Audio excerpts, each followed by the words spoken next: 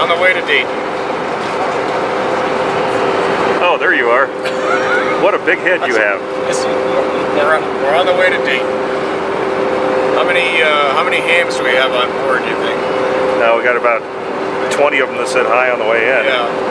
Yes, they have that look about them. Yep.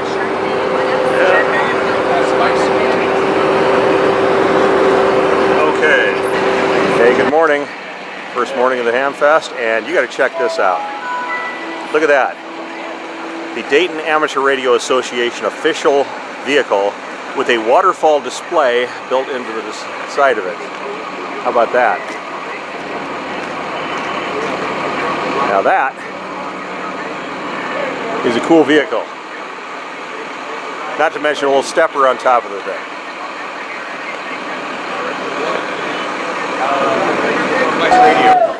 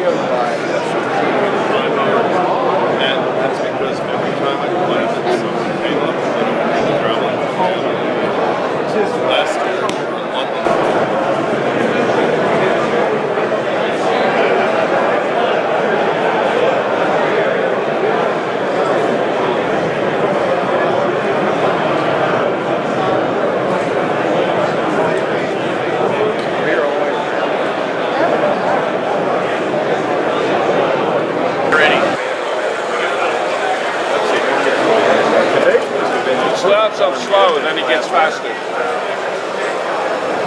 Well, good to see you, man. Well, you bet. That's really good. Very nice.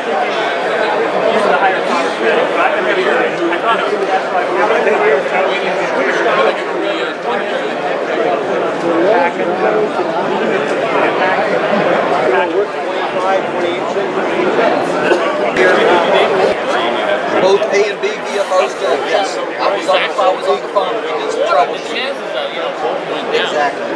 But It could, I mean, it could. yeah, but remember, I don't remember, but on the old television, CRTs, you'd have a vertical adjustment where you could move the whole picture up and down. It's like it's moving the whole picture.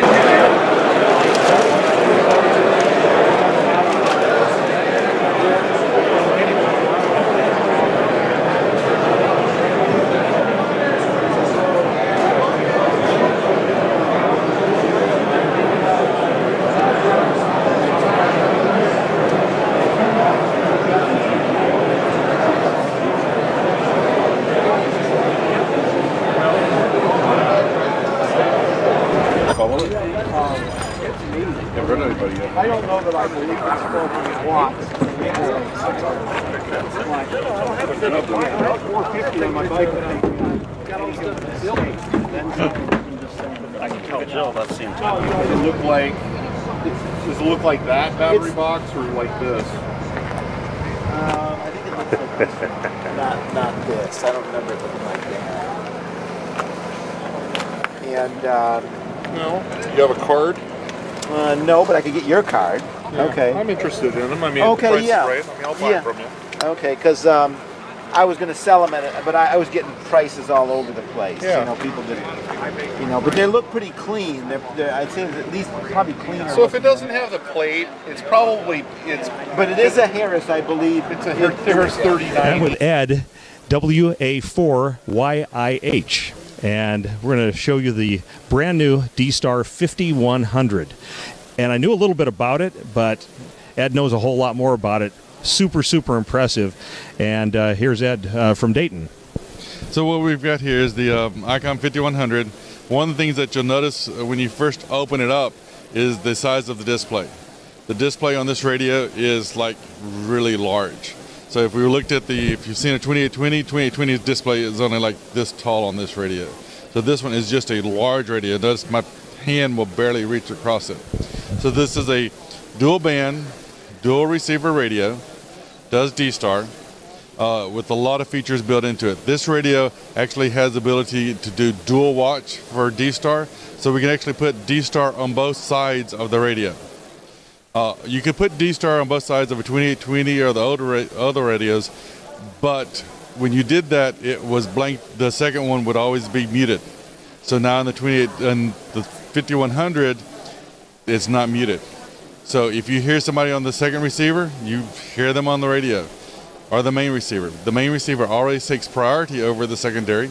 So if somebody's talking the main, somebody comes on the sub-band, you won't hear them, but you will see their call sign and GPS information come out. If somebody's talking on the sub-band, and all of a sudden somebody comes off the main band, it'll switch the audio to the main band, so you start hearing those. So the radio also has built into it now the DRM mode, like the other radios.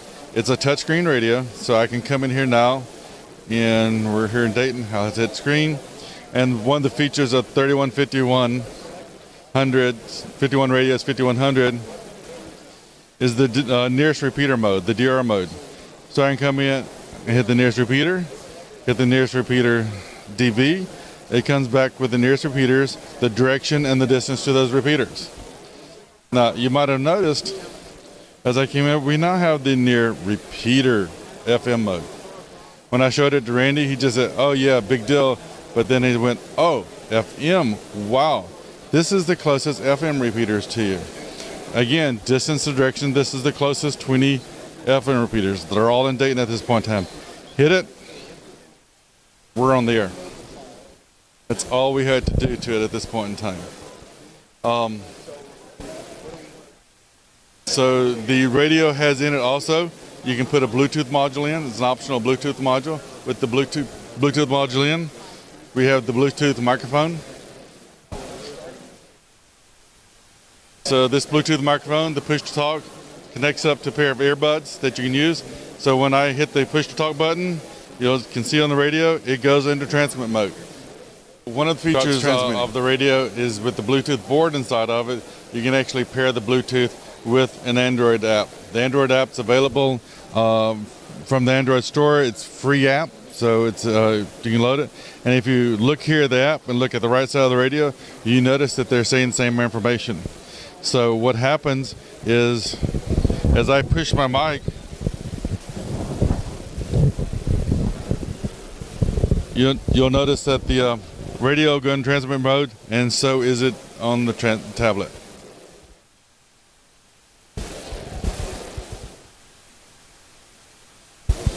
Push the button, goes in transmit. And so full integration all the way through. All this is occurring through Bluetooth. Also, now on the tablet, I can go in, we'll choose the nearest repeaters. Let's choose the Springfield, and as it loads, you'll notice that it will reprogram the radio. So, it's on the right. It didn't do it. Get editing to go.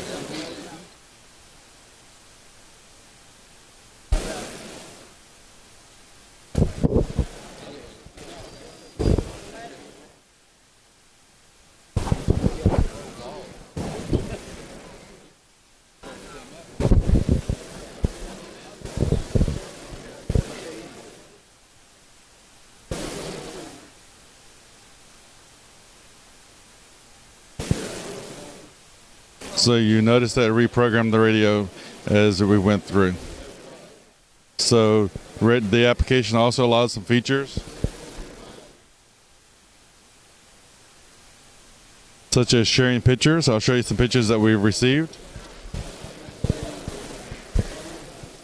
This picture was sent over D-Star from Washington State to Georgia.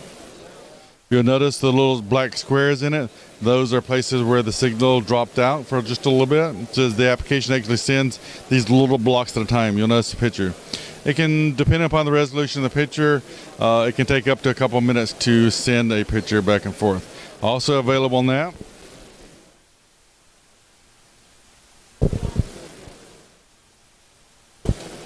is text messaging.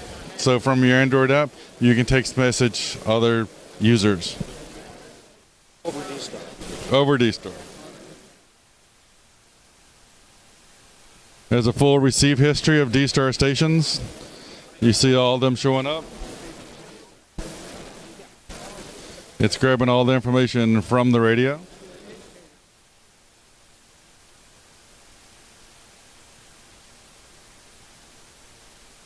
The D-Star app is free from the Google Store. You can download it today. It's actually been out for probably a month or two. There's another feature I think I was going to show, mapping.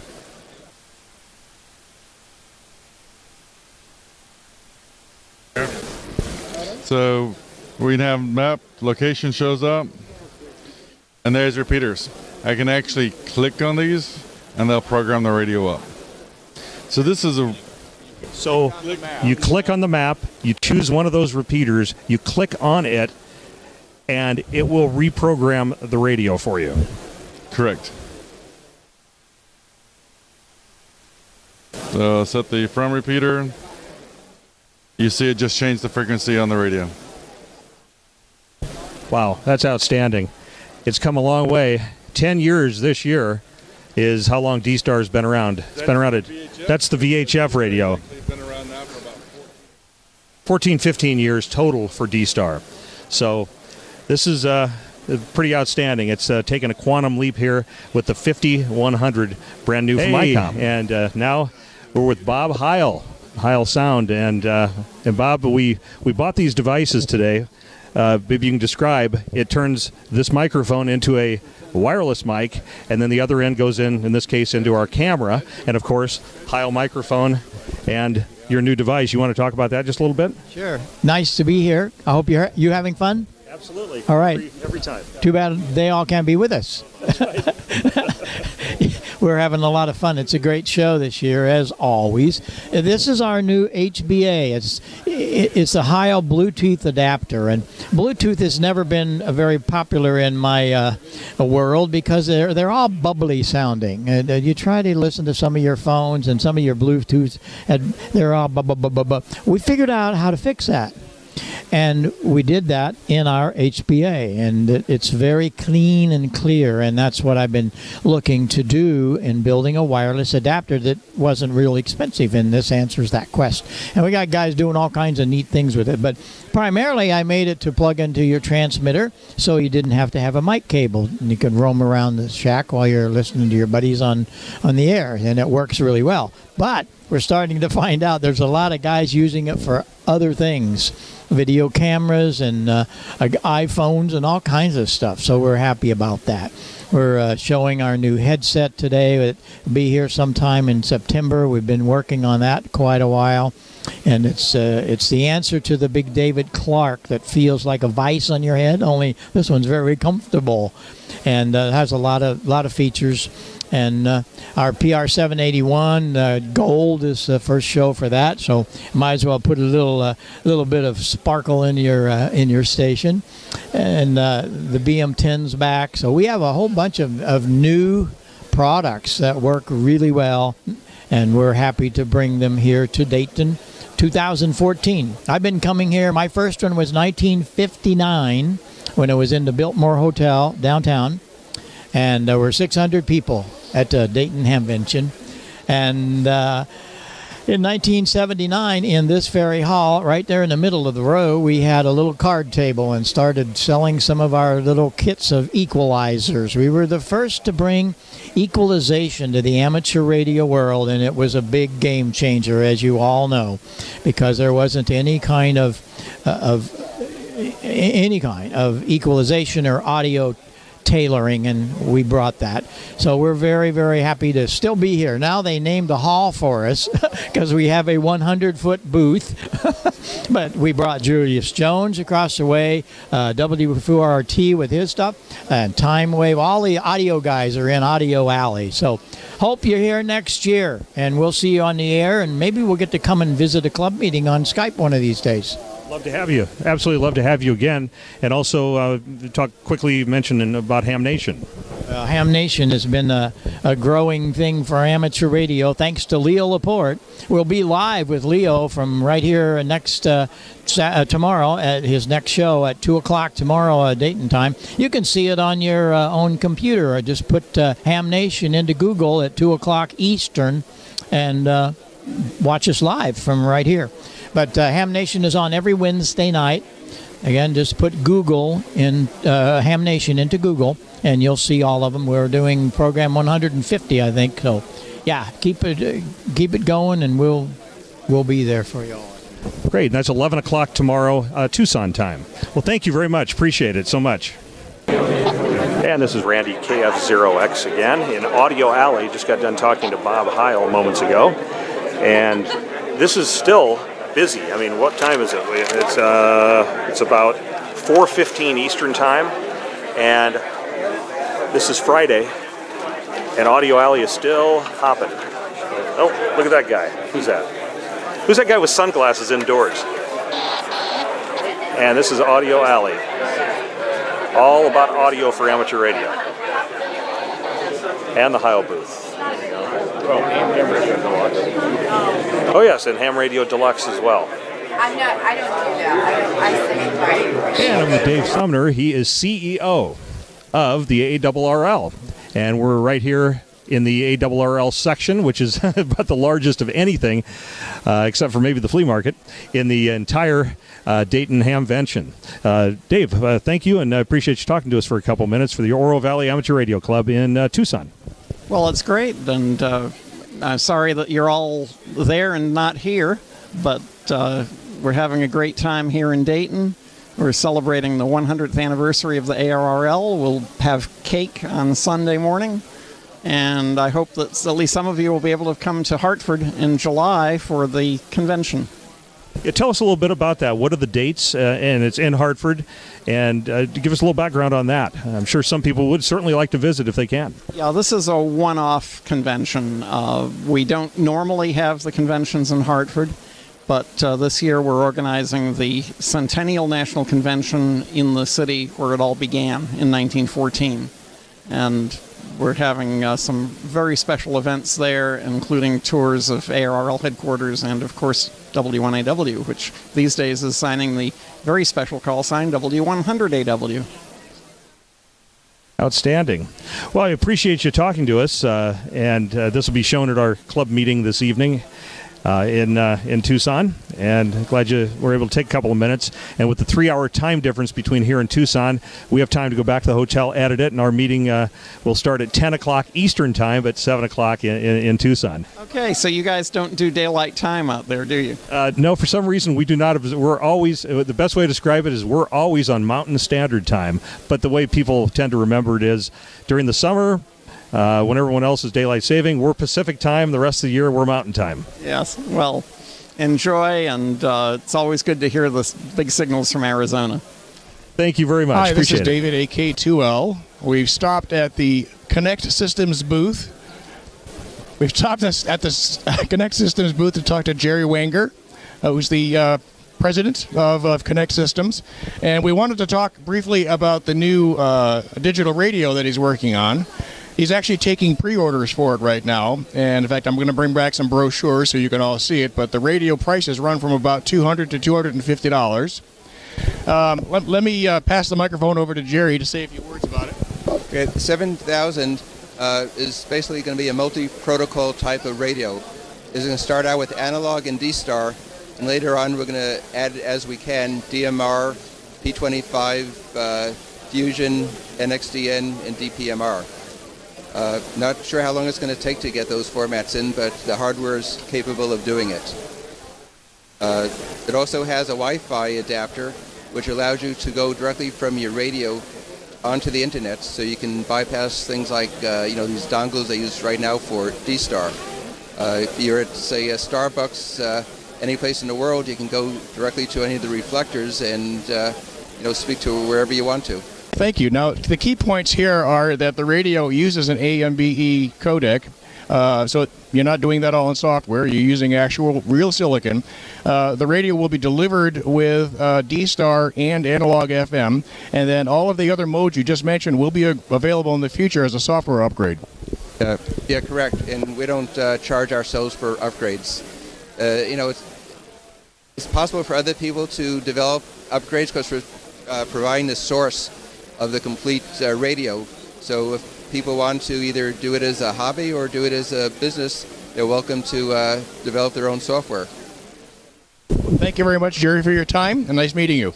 And Randy, KF0X again. We're back in the main arena, and we're talking to DX Engineering, and this is Steve, KC8YSU. Let's talk a little bit about DX Engineering. One of our targets, as I say, we want to make sure to talk to one of the major exhibitors here at Dayton Hamvention. Well, we have some new products we're introducing this year. One of the first ones, we have a new, larger crimp frame for crimping connectors, both coaxial, power pole, and just regular type of wire terminals. It comes with a good extra large crimping frame to give you maximum leverage, and it's a very comfortable type handle for that kind of work. The other thing we're introducing is these what we call coax grips to put around coax while you use the other UT8213 or UT88X cable stripping tools. And I'll tell you one thing, I have a set of these, and dealing with coax used to be a real hassle. These things absolutely make it a breeze, and I mean that sincerely, not just because I'm standing here talking to you, but this is just wonderful. And I think this is going to be just an excellent addition. You'll find that it's much easier and comfortable to hold a coax with your hand while you're working to get it stripped. So reduce the fatigue, and for those who might have some limitations with the strength of their hand, I think this will make it much easier for them to hold onto that cable and keep it square to the tool while they're doing that stripping process. So those are two new things that we have. So we have the new DX Engineering DXE RG5000. It's a front end protector for the receive port of your high-end HF transceiver. It limits the amount of RF that can get in there. For $69.95, it's probably less than the cost of shipping a broken radio back for repair. It's a very cheap insurance. It limits the amount of RF that allows to get into that receiver. It's very robust.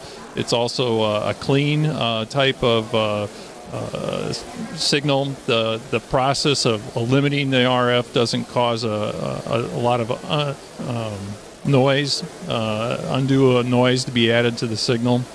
And so it's like I said, it's a very inexpensive, and the other great thing about it is it only has 0.3 dB of insertion loss, so very little signal is lost by having this inputted into the receiver to give that great amount of protection. Absolutely. And how can members of our club or anyone else purchase items from DX Engineering? What's the best way? Well, dxengineering.com. You can see it all online. Most of all of our products have the manual online. You can read about it. You can see the application. We have lots of great compliments about the documentation associated with the product, so you can do a lot of research there. You can also call 800-777-0703. You can talk to any of our salesmen online. They'll be happy to help you and find the right application for the product for your application, and tremendous amount of experience to help out. Well, thank you very much. That's Steve, KC8YSU with DX Engineering here in the main hall at Dayton Hamvention.